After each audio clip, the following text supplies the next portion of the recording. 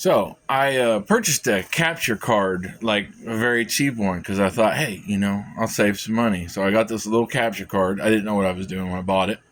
Um, and then when I finally opened it to set it up, it only had one HDMI in and then straight to USB for the computer. And I'm like, how am I supposed to use this?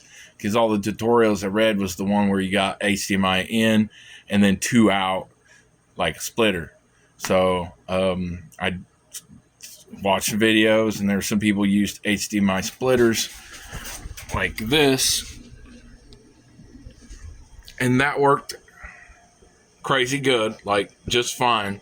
Hooked it up, had the switch on OBS, and it was working just fine. I got the capture card running in through my hub. It's just like a little capture card instead of the big one like you should purchase instead of that one. But if you've messed up and did this like me, or you want to, and you have a splitter already laying around and you want to save a few bucks, that's only like, I think, $16 or something like that, or less. But that's how I fix it with the splitter, and it works fine with the switch and some other stuff. But when you go to hook up your PS4, you're gonna have an issue, because I guess the PS4 for some reason only outputs just barely enough to handle that one HDMI. I didn't know HDMI is like required power, but apparently they do.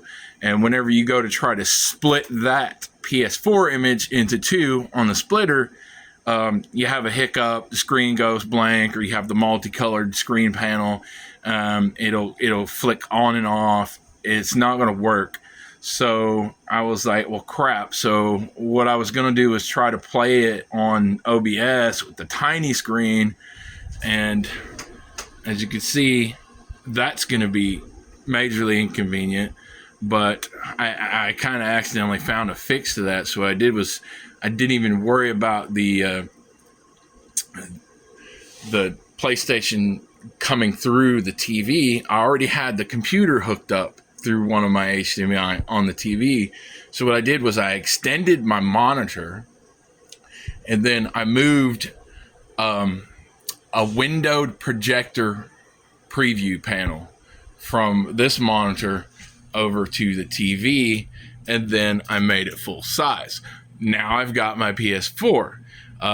If anybody else is having any of these kind of issues, this was my hack. This like how I'm going to try to do it, because I'm not going to spend $100 to $300 or more on a powered HDMI when I can just extend the monitor and do a windowed projector view on off the computer, and then just use the TV like originally planned. So if this helps anybody else out and saves you about $100 to $300, yeah,